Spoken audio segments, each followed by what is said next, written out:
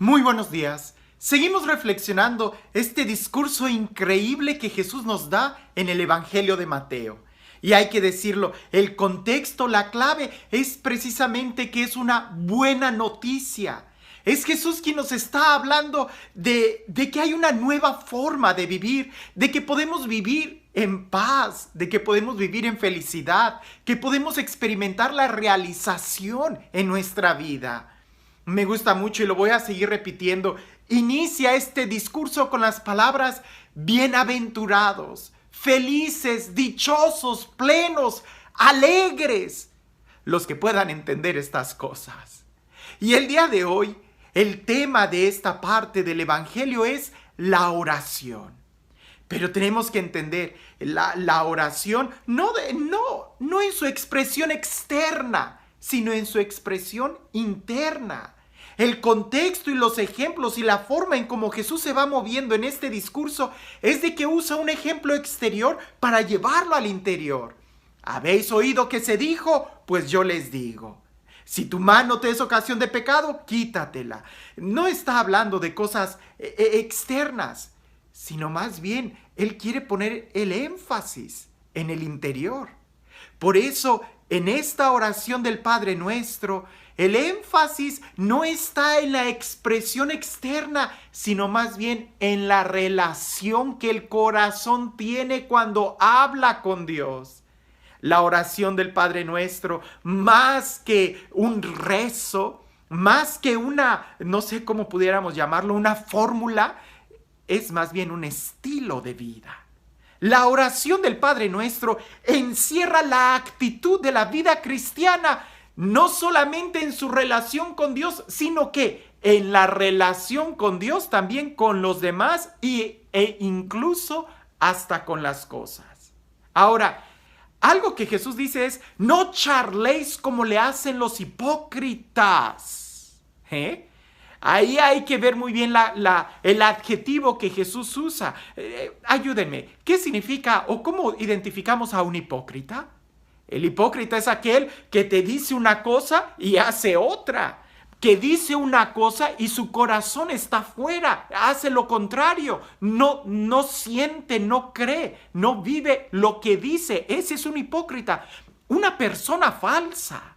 Entonces, el problema no está en charlar mucho o gritar, sino más bien en que el corazón no esté en sintonía con lo que se está diciendo. Si logramos entender esto, no hay conflicto en la Sagrada Escritura cuando en muchos pasajes nos hablan y nos invitan a clamorear, a externar con voz fuerte, a cantar al Señor. Incluso en las asambleas litúrgicas, y el mismo Jesús lo hizo, ¿verdad? Se ponía en pie y cantaba los salmos, entonaba esa oración. El problema no es decirlo en voz alta. El problema es cuando no hay una conexión con el corazón. Cuando, Jesús lo dirá en otro momento, cuando solamente honramos a Dios con los labios y el corazón está fuera de Dios, de la voluntad de Dios. Ese es el problema. Y en la oración del Padre Nuestro expresa muy bien cuál es la actitud que tiene la persona. En otros momentos hemos reflexionado en lo que significa cada frase, porque cada frase nos debe de ayudar a entender que mi relación con Dios es como un hijo con el Padre, pero no es mi Padre, es Padre nuestro. Y yo reconozco que este Dios que es mi Padre, a quien me dirijo con confianza, es también el Padre de mi hermano, de quien está al lado mío. ¿Cómo voy a buscar la gloria y la alabanza de Él si estoy ofendiendo a mi hermano? ¿Verdad? Y en la oración no busco mi voluntad, sino la voluntad de Él. Me abandono, confío que Él me dará lo de cada día y no me voy a preocupar en una angustia por el mañana. En esta oración que yo estoy dirigiéndome a Él, tengo que dirigirme con un corazón sincero, con un corazón limpio. Porque ¿cómo puedo decir que amo a Él si aborrezco a mi hermano? ¿Cómo puedo pedirle a Él que me perdone si yo no perdono a mi hermano? Es decir, esta oración, que es preciosa y la liturgia de la iglesia la ha conservado en los 3 primeros sacramentos, en la Eucaristía y en el oficio de las horas, ¿verdad? En las horas principales se repite y se repite y se repite. Ahora, no se trata de repetirla, sino de vivirla. De que en verdad podamos tener esa actitud de dirigirnos a Dios con confianza, con humildad, con sencillez. No tenemos que gritar para que Él nos escuche. Lo que tenemos que hacer es simplemente hablar, abrirnos a su amor. Hay muchas definiciones de la oración. ¿Qué es orar? A mí me gusta manejar estas 3 oraciones. En el catecismo, de una manera muy sencilla, dice: orar es platicar con Dios. Y si tú vas a platicar con alguien, necesitas primero tener la apertura de querer escuchar, de entablar un diálogo. Y un diálogo tiene 2 direcciones. Yo te digo y tú dices. Yo te escucho y tú me escuchas. Es platicar. Y ese platicar implica la apertura. Santa Teresa de Ávila, cuando define la oración, ella dice: orar es platicar con quien sabes que te ama. Entonces, no es solamente una apertura a un diálogo, sino ya también hay una conciencia de que esa persona me ama y tiene interés en mí. San Juan de la Cruz dice que orar es la conciencia de la presencia amorosa de Dios en nuestra vida. Para San Juan de la Cruz ya ni siquiera hay palabras, sino hay una conciencia de que Dios está aquí, de que Él me ama, de que yo puedo confiar en Él, de que yo puedo abandonarme en Él. Tenemos un Dios que nos ama, que nos ha creado no para olvidarse de nosotros, sino porque quiere que nosotros experimentemos su amor. Lo hemos dicho en otro momento, Dios nos ha creado no para vernos desde fuera, sino para que nosotros podamos estar en el interior de Dios. En Dios somos, nos movemos y existimos. Orar es esa forma que nosotros tenemos para cada vez hacernos más conscientes de la presencia de Dios. Orar no se trata de manipular la voluntad de Dios, sino más bien de yo poder sintonizar mi corazón a su voluntad. Orar no se trata de hacer, conjuros mágicos y que las cosas sucedan, no. Orar es más bien yo disponerme a la voluntad de Dios, a su amor, a su gracia, a su presencia. Orar, yo no voy a orar para que las cosas sucedan, para que el mundo cambie.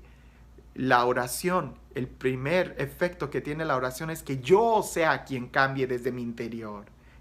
Si nosotros leemos en Hechos de los Apóstoles, me gusta mucho cuando Pedro y Juan salen de la cárcel y ellos oran y se dan cuenta que hay una persecución encarecida contra los cristianos, ¿verdad? Ellos oran, pero no oran para que la persecución cese. Lo que ellos oran es para que ellos sean más fuertes y puedan dar testimonio del amor de Dios aún en medio de esas dificultades. Y es cuando el Espíritu viene sobre ellos nuevamente. La oración no tiene como finalidad que las cosas exteriores se transformen y cambien, sino más bien que nosotros cambiemos. Alguien pudiera sentirse en este momento decepcionado y decir: ay no, pues si yo quiero tener esto y la oración no me lo va a dar, entonces ¿para qué oro? Es mucho mejor que tu corazón sea quien cambie, porque si tú puedes cambiar, si tú encuentras la felicidad, si tú encuentras la dicha, si tú encuentras el amor que Dios te tiene, te darás cuenta que las cosas de fuera no solamente son superficiales, sino son banales, son externas. El interior es lo que cuenta. Y la oración nos ayuda a ponernos en sintonía con Dios. No se trata de charlar mucho como los hipócritas, sino más bien incluso lo poco que digamos o lo mucho que pudiéramos decir esté en sintonía con nuestro corazón, para que también nuestro corazón pueda relacionarse con Él. La oración es un trato de amistad. Es un trato de familiaridad con Dios. Es un trato de amor. No es un cambio económico, un contrato de que yo voy a orar 3 horas para que esto suceda. Es un trato de amistad. Y en la amistad, a veces pocas palabras expresan mucho más que discursos muy largos. Pero cuando hay una verdadera amistad, puedes tener discursos muy largos y el tiempo se te hace muy corto. No se trata de tiempo, no se trata de qué tantas palabras, sino se trata de qué tanto abres y confías tu corazón cuando confías, cuando platicas, cuando oras, cuando hablas con Él. Hay diferentes tipos de oración, muchísimos. Ahora sí que la Iglesia Católica tiene para todos los estilos. Desde la oración contemplativa, la oración de intercesión, la oración carismática, las asambleas de oración que cantan, alaban, danzan, la oración de mucho silencio, recogimiento, la oración interior, la lección divina, la meditación.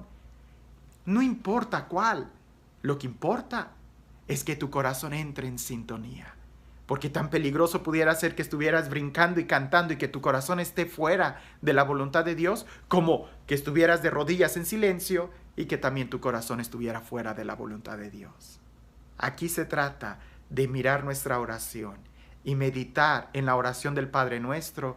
Tiene como finalidad sintonizar nuestro corazón en un estilo de vida que nos lleva a amar y confiar en Dios, quien es nuestro Padre, amando a nuestros hermanos.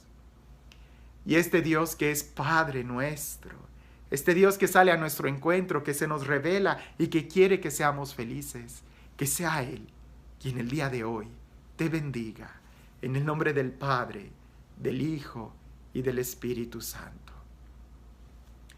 Recuerdo una vez que fui a caminar con un amigo, ¿verdad? Y sin notarlo, sin ponernos de acuerdo, estábamos caminando a lo largo de un río que está aquí cerca y no hablamos, no dijimos nada.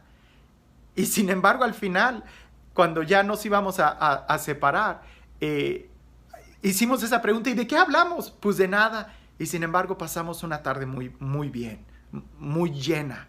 Sentimos la amistad sin necesidad de expresar tantas palabras o preguntas. En otros momentos sí hemos tenido que hablar mucho y discutir mucho, pero la amistad no se mide por las palabras, sean muchas o sean pocas. Se mide por la confianza que hay en nuestro corazón. La oración, la calidad de la oración, no se mide por la estructura que tengamos o el método que usemos o el carisma o la espiritualidad que estemos empleando, sino que más bien se va a medir por la amistad que tengamos con Él, por la sintonía que tengamos con Él. El Padre Nuestro nos ayuda a ver qué puntos tenemos que sintonizar, no solamente en el momento de orar, sino en el estilo que tenemos de vivir. Sintonicemos nuestra vida para que podamos ser llamados con mucha razón hijos de Dios. Que tengas un excelente día.